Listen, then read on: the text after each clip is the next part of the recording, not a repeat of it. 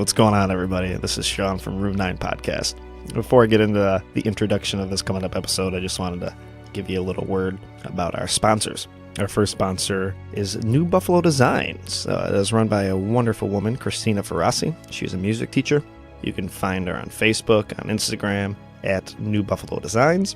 She does these beautiful burnt wood carvings. If you look on our website, there is a wood carving that says Room 9 Terraza Storia. That is a great example of what she can do, what the work she's done. If you want even more examples, hop over to her Instagram page, which is at New Buffalo Designs. We are also brought to you by Indie Threads, and that is run and founded by a man that I was at Horizon Village with, an awesome dude by the name of James Leary. He is the clothing for the free spirit, as it says on his Instagram page. He, right now, I believe, has t-shirts. He's working on a website. He's, in the fall of 2019, he's going to have men's knitted sweaters and cardigans. Unisex t-shirts, I believe he has, so female or male, I believe that means. He also is giving a portion of his proceeds to help the opiate crisis, and he is working with Save the Michaels for that one. So make sure you go check him out on Instagram at indie_threads. That is at indie, INDIE _threads. And Room 9 is brought to you by the one and only Upper Story Studios, which is run by an amazingly close friend of mine, David Riffle, who helps us out by letting us use so much equipment to record and to be able to get the message out there to as many people as possible. And he does a lot of photography, a lot of videography, music recording. He's a wonderful musician. His wife's a wonderful musician. He's got a studio in Niagara Falls at the Niagara Arts Cultural Center. I believe I said that right. Please just hit him up at upperstorystudios.com. Almost positive you can just schedule an appointment with him or a meeting or studio time. But he does amazing work, and I encourage you to use him if you need somebody like that. So, Room 9, Episode 12, I sit down with an amazing contributor to Room 9, an amazingly huge part of Room 9, Matthew O. We're going to go with Matthew Ostrander, is his new alias.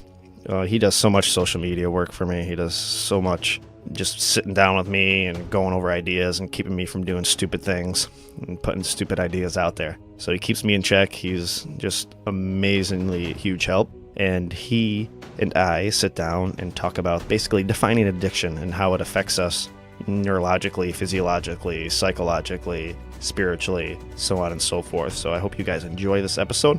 Get on our website, fill out a contact form, read our blog, listen to our podcast, room9podcast.com. Share it with as many people as possible. If you can't listen to our podcast on the website, we're on iTunes, we're on Google Play, we're on Stitcher, we're on Spotify.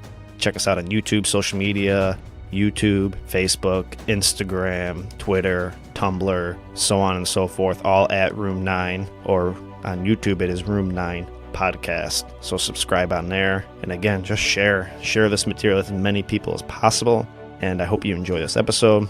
Much love. You're the best. Later.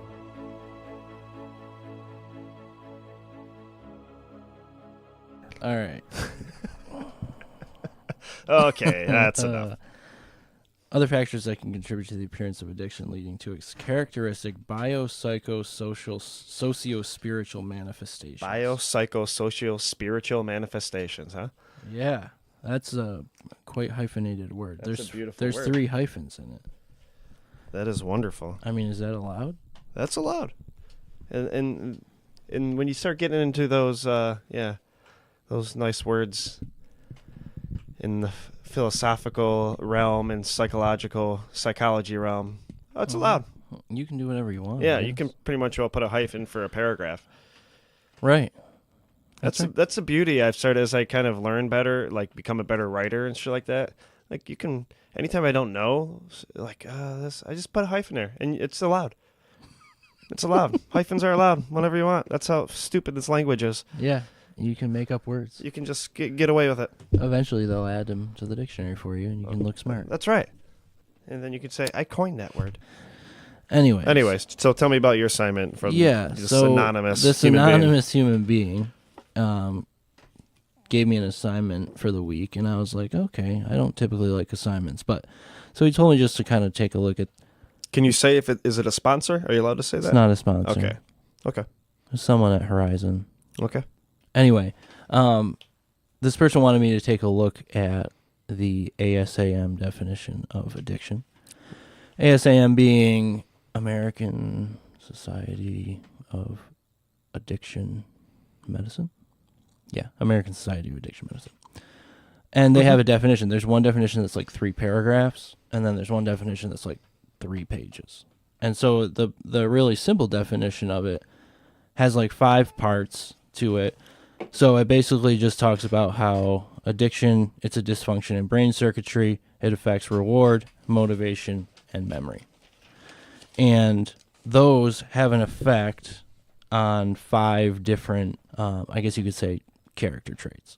So one being, you know, your characteristics, like your quality of belonging, or a quality belonging to a person. So like one of my characteristics, I guess you could say, is I'm, you know, an amazing person or whatever.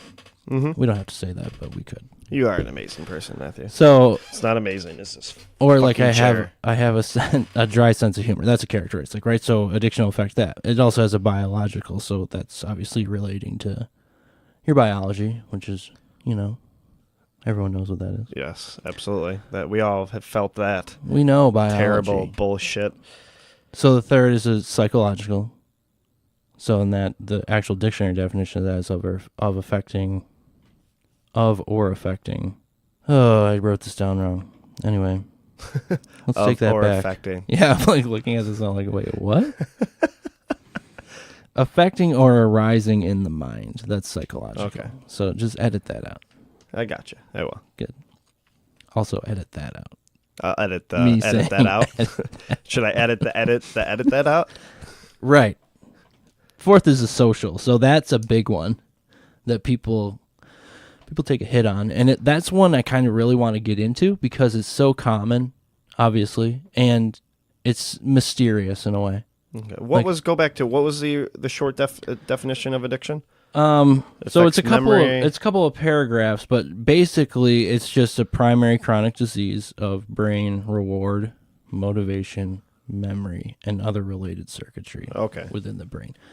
So those 3, reward, motivation, and memory, are affected in these, 5 ways. Okay, nice. Characteristic, biological, psychological, social, and then the last one, and this is put in there by, the ASAM is doctors, a lot of doctors, clinicians, and they came up with this definition. So the 5th one is spiritual. So really, even the secular I was trying to figure world, out what the last one was going to be. Right, even the secular world has decided there's a spiritual aspect to this. So. And spirituality, obviously, is kind of a mystical term that a lot of people try to stray away from, I think. Even I have in the past. Yeah, I've had my issues with it, and I've heard it said, before. When I found out, like, the original Greek kind of pneuma, I think it is, Pnuema or something like that, whatever. And I think it's Greek. Yeah. And it meant basically just translated out to, like, breath. Yeah. And that kind of just, so when I think of it in that way, and I can kind of keep my mind in there, because I hear the term spiritual and automatically, because of my upbringing, I want to take it right to Christianity, and I want to I just want to shun it. And it's just stupid to do that, because now I kind of look at spiritual as in, well, if it essentially means breath, we all have some form of a spirituality journey, just being alive and being as evolved as we are as human beings. That in general, I feel like is a spiritual experience, is a spiritual journey, as I'll call it. We're alive, we're aware that we're alive, we're aware we're going to die, and that part in between is our spiritual journey. Right, so if you think about maybe the breath as being your spirit, personally, the definition of spirituality is just related to or affecting the human spirit or soul, as opposed to material physical things. So spirituality is not being concerned with earthly possessions and things like that. I mean, they matter, obviously, but you're not, like, extremely attached to them. You're more focused on a larger picture, a larger concept, whatever that may mean to you. Mm-hmm.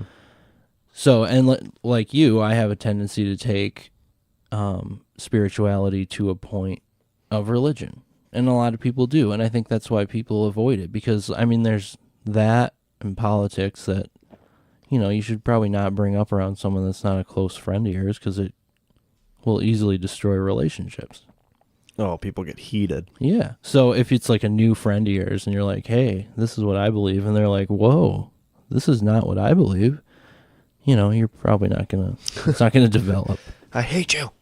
Right. It devolves into something terrible. But yeah, so the social aspect of it. That was the one that interests you the most? Yeah, I think so. So it affects your characteristics, biological, psychological, sociological, and spiritual. Right. Okay. So you know how there's like that feeling, I know I felt this many a time, of like, oh, I just want to be normal. Like, that's all I want is just to be a normal human being walking around on this planet, not addicted to drugs, not dependent on any substance to get me out of bed and to work in the morning. Yeah. That actually comes from circuitry in your brain being rewired, which I found to be pretty amazing. That, like, my experience with that just comes from the frontal cortex of the brain, and like the underlying connections has been essentially rewired because of all the drug use. And you experience that through, I just want to be normal. That's your thought.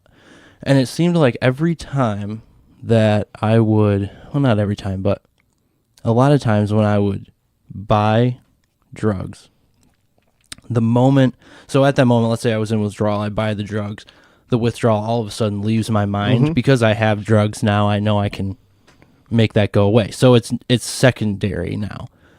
And I have a clean mind. There's nothing on my receptors causing me to think differently, right?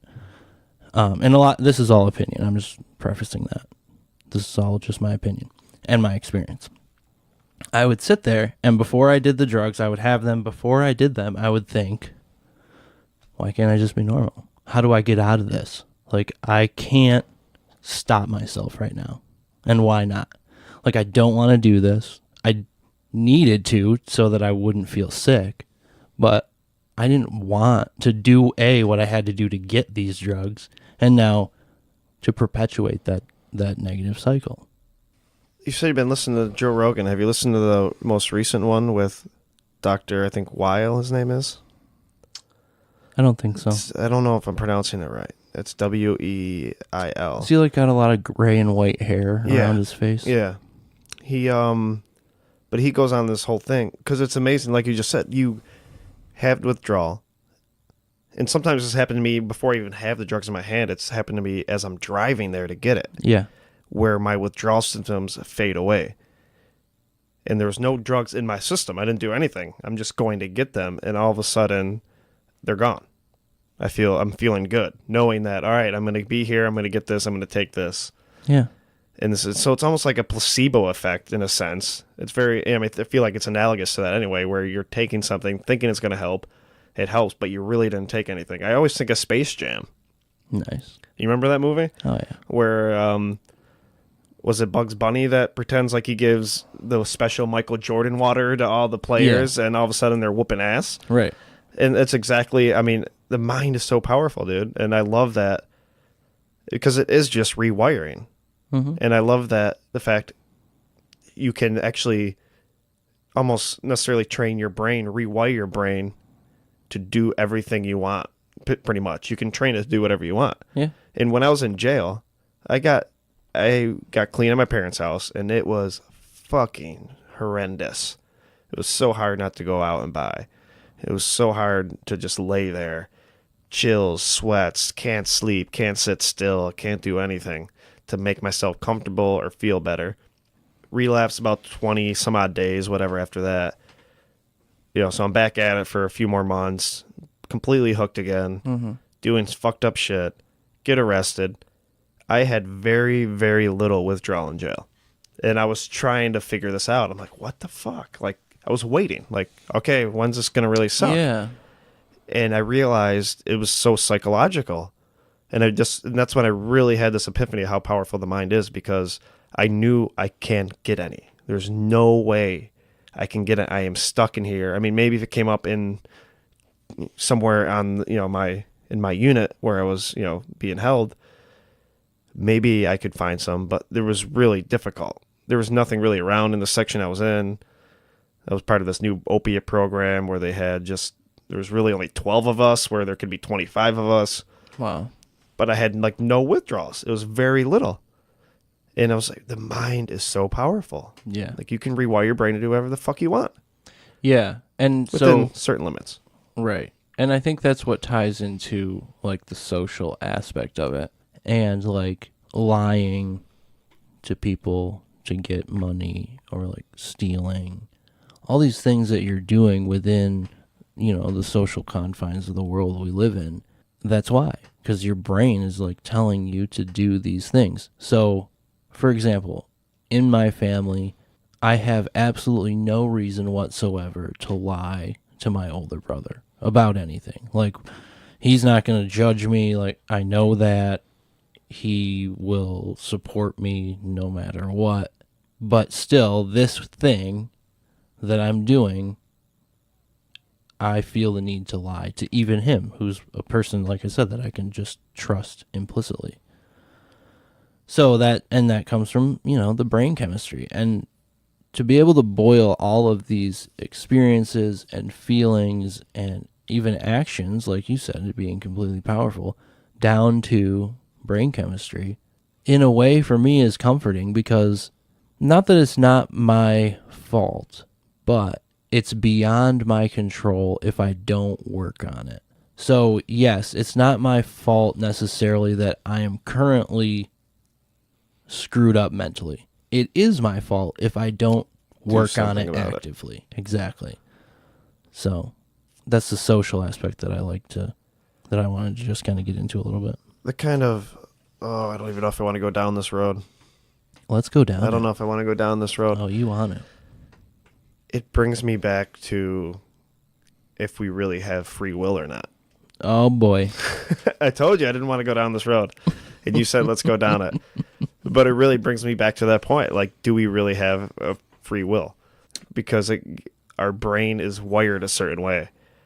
And there's no part of me that can say, and this is why when I love when people judge, if I was Charles Manson, there's no part of me that could say that I would do anything differently than he did. However, though, like, you can change your brain chemistry, which is what has been, like, proven. But, and this is all I'm going to say because I want to stick with that. Okay. Whether or not you choose to change your brain chemistry is not up to you. Ooh. Is where I would take this.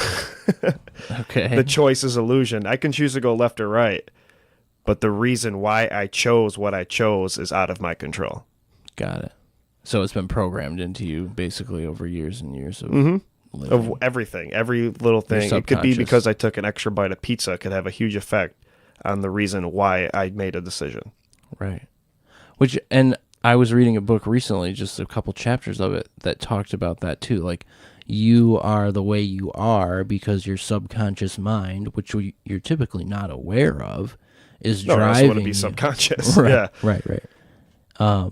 Is driving you to do what you're doing. So without a conscious effort with intent to change and knowledge of what you need to change and why, you can't change. Mm-hmm. So first you need a reason to change. Like, life becomes far more uncomfortable now. You're in chaos. Right, than what I perceive the experience of change to be. So I decide, okay, I'm going to change. Then you need the continued motivation to keep changing, and also the knowledge of what you need to change and why. And that's beautiful. A lot. Like, that's so much. It's a lot of work. So I'm just going to have some beers and watch Netflix instead. Exactly. And that's so much easier much of the world for everybody to do. And that's what the majority of people do. And that is where people end up walking a mundane path in life instead of a spiritual path, which releases your mind and the power of your mind. Which feels wonderful. Right. Like, everyone has the capability to feel that way, but they choose not to because it's easy. And I always say, if enlightenment was easy, everybody would be enlightened, right? I mean, Absolutely. you have to go through hell. You have to. We were just talking about earlier. You have to find that huge list of things that you are terrible at, right? And you have to find ways. You have to continuously look into them. Yeah. And how you're going to fix them. So you walk into this world of chaos and you have to try to put order to it. And we love order, but we need that chaos in order to grow and put order to it. Right. So it's this continuous balance of, I'm sitting here, I'm in a nice, neat, orderly manner, and life is good, but now I'm bored. Right. Whatever. I need to change. I need something changed. So I need some chaos in my life. So I bring chaos into my life, and I put order to it. And then I bring a little more, and I put order to that. And all of a sudden, you have this satisfying feeling of, I'm doing something. I'm growing. I have meaning. Yeah, and the other difficult part about it as well is when you make the choice to change, you're going to have to do a lot of things that you've never done that are going to be uncomfortable for you. And also, you're going to have to go against what your friends, possibly your family, your peers, whatever, you're going against what they're thinking you're going to be doing. So then you get some opposition in the form of like friendly advice. Like, hey, you don't need to do that. Like, why are you doing this? This is totally unlike you. And the answer is like, I'm trying to change. And typically, that'll back people off a little bit. But ultimately what will happen is you'll lose relationships and have to create new ones. So let's use the example of coming out of addiction. Mm-hmm. I decide, hey, I'm done using, I'm done destroying my life. Great. I have a plethora of friends, and let's not even call them friends. Let's just call them dealers and associates, like using associates. That using associates. That I love it. Fellow drug enthusiasts. I'm stealing that one. So you have all of these people that you have interacted with probably for a very long time consistently, and now you're going to try and come out of that. So immediately they're going to be opposed because not everybody is at the state of change that you're in at the same moment you're in it, even though for some reason we assume that everybody around us is. So now you have to lose those friends intentionally and distance yourself, at least, if nothing else. Otherwise, you're doomed to failure. My first time trying this whole recovery thing, I successfully did that, but I didn't create a network around me that was going to be supportive of that change. Your family will almost always, as long as you have your average American family, your family should support you in the change because obviously it's going to affect them, and that's where the social aspect comes in. More than likely, your family is, if not right away, rather than later, is going to support you. Right. Like they have probably wanted you to change for a long time, and now you're deciding to. So they'll probably need to help, which is hard sometimes to accept help. Like personally for me, a 32-year-old man who at the point of walking into Terrace House had absolutely nothing to my name. To show for your life. Nothing other than like $20,000 in debt. Great. I feel you on that one, bro. Getting a support system around you is huge. So the social aspect of addiction comes in there. Because it's changing your characteristics, those are going to change, and that's going to also affect the social side of it. Because people who knew me as using Matt knew a person who no longer exists right now. Like the person I'm today sitting in front of you talking to you about this is not at all the person who I was when I was using. Like I couldn't even shower or change my clothes for like weeks at a time, and crazy. I thought that was normal because of the change in my brain that said, you don't need to change your clothes or shower. You need to go get high. So, and then when I got high, obviously I was far too lazy to do anything. I just laid around and watched Netflix. Oh man. The life of a drug addict. We're almost like pitching Netflix as like the devil here. Do not sit around and watch Netflix. Well, it is one of the biggest things, just television in general. Yeah. Oh, yeah. I know how much you hate television. That we, oh, yeah. Yeah, I know. But we distract ourselves. Right. Which I think sometimes there's a need for that. But I have learned to sit down and try to turn my brain off. It's hard. It's super hard. Because your brain is created to think about everything around you, like your environment, how are you going to walk to the fridge and get your cheese. I mean, that's the importance, obviously, of getting better at mindfulness of just being in the present moment. Yeah. Is that, I mean, you don't need TV necessarily to do it. Can I sit down and play guitar and just be there and play guitar? Yeah. Can I clean and just be in that moment and clean as I'm cleaning the house? The other day I was cutting in painting like around a window and baseboards and stuff when it comes to painting. And I was unintentionally mindful and time just melted away. Mm-hmm. I was just part of the space-time continuum. That's I think a beautiful what thing. Happened, yeah. So mindfulness obviously plays a big part in that. What are the other ones? So we covered spirituality, we covered characteristics. Social. I mean, really, I feel they almost kind of, it affects your characteristics. They're all interlinked. Which therefore, affects your psychological state, which in return affects your sociological state, which in return affects your spirituality. Right. And obviously biological can affect all of those as well. So they're interconnected with each other. Right. It's like a pentagon. Like the CBT triangle. Triangle, yeah. It's like the addiction pentagon of effect. That's right. The other thing, back to like it affecting primarily reward, motivation, and memory. You all of a sudden lose the ability to delay reward in a healthy way. For example, me going to the gym and running for an hour is not a great thing for me to do. Like, I don't like that. I don't enjoy it. However, the reward is delayed in the fact that in a month or two, if I continuously do that, I'm going to look better and feel better about myself. You That's lose huge. that completely. That's an awesome point. I love that because we do things all the time that we don't like doing for the outcome of a beneficial thing. Right. Which is, I mean, that's an awesome point. Going to the gym is definitely, I think, the greatest example. Or work. Yeah. 90% of, I don't know, I'm not going to say 90% because it's obviously just a made up number. Yeah, it's totally made up, but the I majority, love shouting out those numbers. Fake percentages. So matter-of-factly. The majority of Americans, I think, go to work, at least here in Buffalo, as far as I've seen, go to work at a job that they hate so that they can enjoy the benefits of money that they get from that job and continue to live a lifestyle that they've become accustomed to and support their family. So if you lose that ability to delay reward, then you lose the ability to live a decent life. So then the motivation part, I love it, Matt, comes in. Thanks, John. I've put some thought into this. I love it. Yes, this is good. So then, at least one of us is prepared. Right. At least I read the material.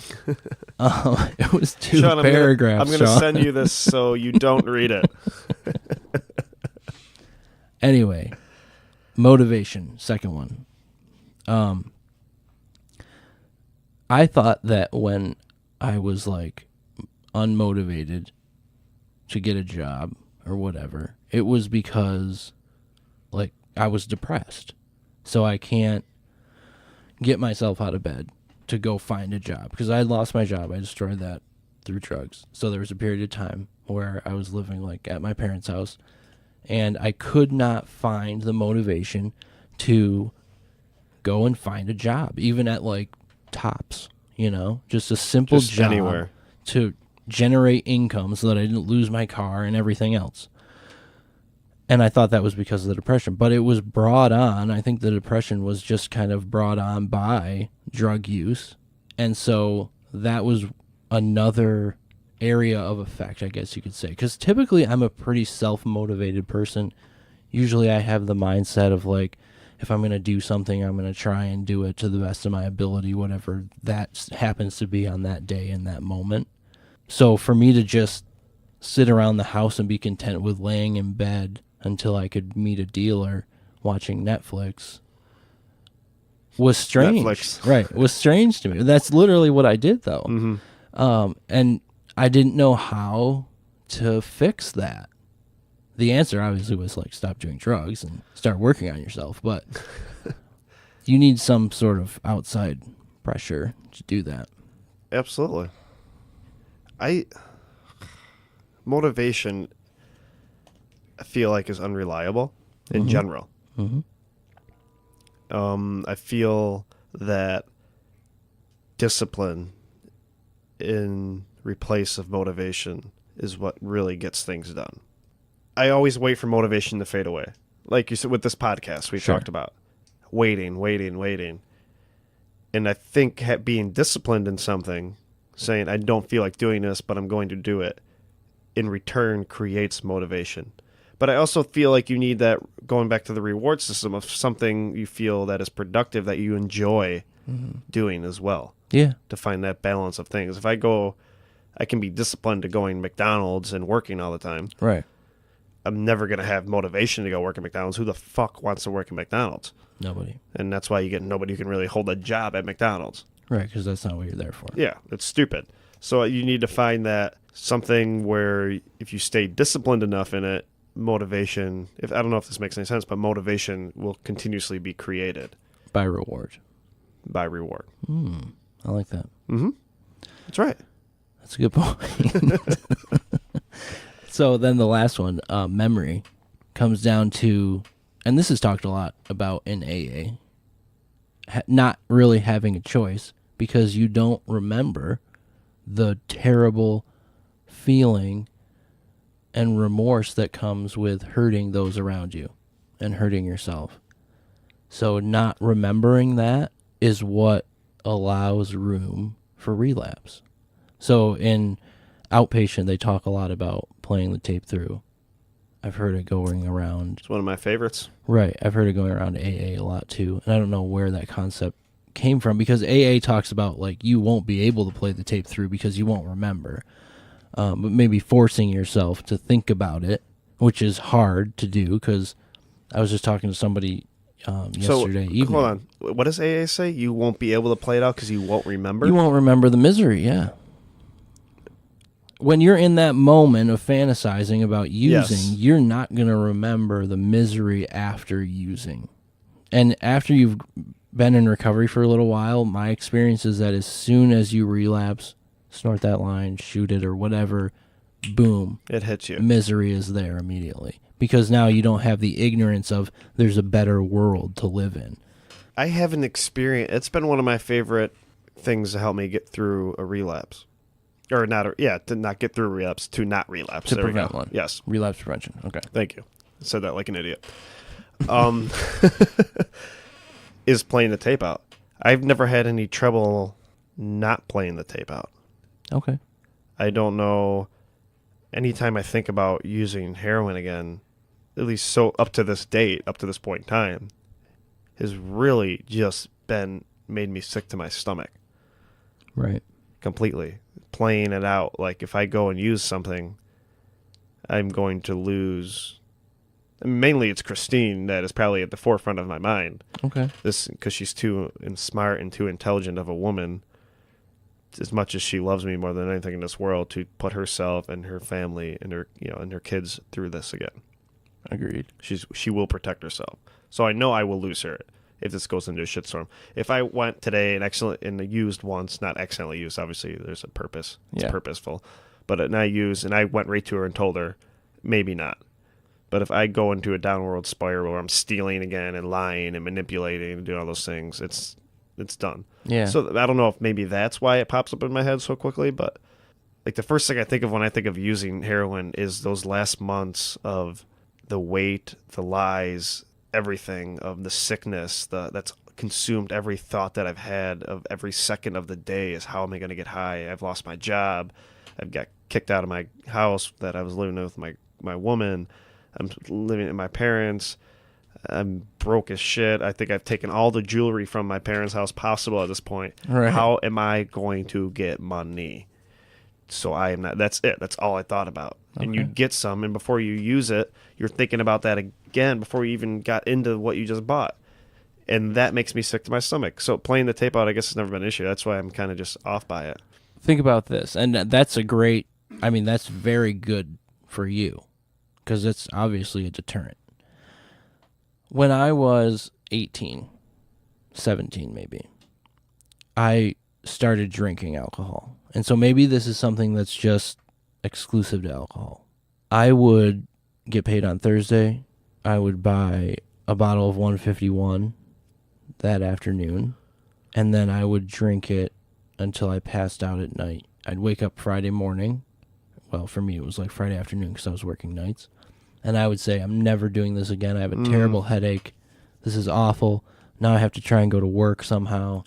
I would get to work. I would start working. The hangover would wear off. I would get out of work Friday morning, or Saturday morning, I guess you'd say, if it was, anyway, whatever it was. And I'd be like, Yeah, the day of the week doesn't matter. Right. I'd be like, I want to feel the way I felt Thursday evening. You know what I mean?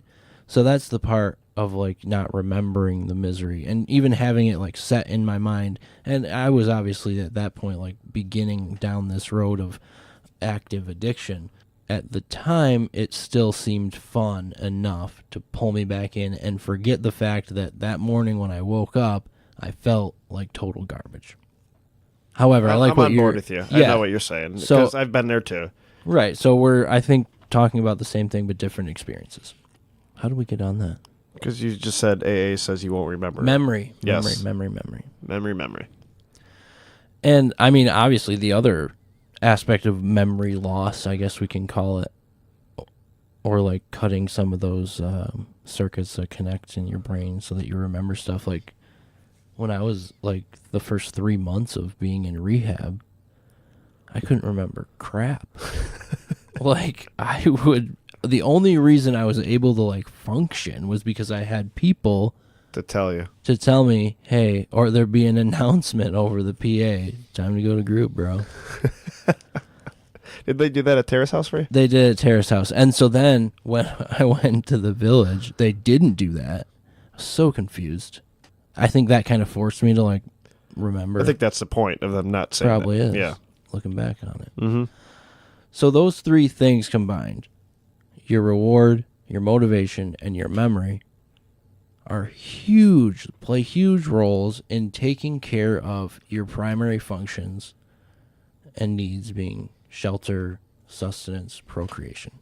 So it then takes the need for the drug, in this case heroin, and places it above those three top priorities in your very like literally puts it above them. Like, right. You're not eating for days and one little bag of Cheetos for the last 5 days to eat. You could care less if you get kicked out of where you're living and stay under a bridge. Like, oh, man. That kind of stuff gets replaced by the drive and the motivation to get drugs. So it not only kills your motivation to do good things, but it creates motivation to get and use the drug. So there's not only like losing of these three things, there's development of these three things in the wrong area of your life. So switching it back, it's possible. However, the drugs are so strong, like they're flooding your brain with so many endorphins that your body tries to naturally create, that you'll never be able to like feel the way you felt on drugs by like climbing Mount Everest or jumping out of a plane. You might get close. So that's why it's harder to switch back. It's super easy to switch to it because there's so much going on in there. It's like fast forwarding a process that takes years for your mind to do. It's a great analogy with cooking. Always better to put less salt in than too much, because as soon as you put too much in, right, you can't take it away. It's very difficult to. Anyway, it's a long process to make something unsalty. Right. Or less saltier. So you do drugs is like you take drugs, you have this huge, euphoric, fucking beautiful, in quotes, beautiful experience the first time you do it. Which, I think it's fair to say, your first time using is beautiful. That's one thing. First time I ever did dope, I was like, yes. And this is crazy awesome. You may never forget that. No. Usually, I mean, they always say it's that cliche chasing the dragon. Yeah. That's what you do the whole time. You want that first time getting high. Oh, that's the dragon, huh? That's right. So you do it, and then all of a sudden, you want to switch back, and I've been doing dope for all this time. It's very difficult to do. But you've said it 3 or 4 times. It can be effing done. I mean, many people have done it. Yes. I have, at this point in my life, I have been dumbfounded how beautiful, how much fun, how awesome life can actually be sober. Because if you would have asked me, even before my heroin addiction, can you have fun without having some beers and smoking some pot? You know, who would want to live a life without that? Right. That sounds terrible. Yeah. And, you know, Joe at the Village was big on talking about feeling life is such a good experience. Mm-hmm. Yeah, when you're drunk, you feel great, air quotes, but it's forced. First of all, it's unnatural. It is. And you're feeling great, and like, so you're sitting at a bar, a dark bar with random strangers who half of them are being ignorant, the other half are loud. And for some reason you feel great. Like, that's not a cool life experience. However, when you're off of it and you're not in those situations, you're experiencing life for what it was meant to be. You're interacting with friends and family. Maybe you get to hold and interact with a small child within your family that your friends or family would have never let you near when you were high, because obviously they don't want your negative effect on that. If, and this has a big if with it, if when you're sober and not using drugs, you learn how to grow as an individual and you put meaning to your life, and you're not trying to numb anything, and you can learn to enjoy being vulnerable and open, and you can learn from the pains and the struggles and, you know, the things that life bring. Yes. Which I think is the intention of the 12 steps. Yeah, absolutely is. Yeah. I mean, getting sober, if you don't work on that, I don't believe you'd stay sober. Right. Because it'd be far too easy to go back to using drugs and alcohol to create a feeling of well-being. This false well-being, yes. Mm-hmm. That's right. This has been an awesome episode, some man. Very good conversation. I cannot wait to go back and this has been educational. Of course, yeah. I mean, and we can edit this out, but we could probably cut it there. Like, it doesn't have to be a full hour, right? No, never. Because I don't ever have a set time. I think you'll get a different demographic of people who want to just listen to a 35-minute episode as opposed to 55. Which I haven't done much of it, but I've been trying to do, like, started a little segment. Tell me what you think about it. An audio journal segment. Whatever, come up with a better name, where it's 15, 20 minutes. Yeah. Of just you? Well, it doesn't have to be just me, but the two that I've done, it was just me. That's me cool. Kind of just sharing some thoughts or whatever, what I was like going through. Exactly, an audio blog. Yeah. Mm. So I just kind of called it. Obviously, I can come up with a different name or more creative name, but I was like, yeah, we'll just call this an audio journal for now. And yeah, that's cool. With the one I did that I actually have on YouTube, I have another one I didn't put up, but it was pretty awesome because I was talking about something. I don't remember what I was originally talking about. It was my daughter's birthday, and she called me in the middle of it, so I paused it and talked to her, and then I think I went into my whole divorce and how that caused me to kind of go into... You were talking to your daughter about this? No, after I got off the phone with my daughter on her birthday. I went back on and hit record, sorry. Happy birthday, by the way. Check out my divorce. I'm using heroin, Kayla, my 6-year-old daughter, because of my divorce with your mother, and... You know, I'm having this existential crisis about I know I'm going to die one day. You ever feel that? Like, you know you're going to die. That is great. Kayla was my first girlfriend's name. Sweet. I'm going to step out and have a smoke. I'm going to step out with you. Hey, guys. Thank you for listening. Hope you enjoyed the show. I always enjoy sitting down with Matt and chopping it up with him.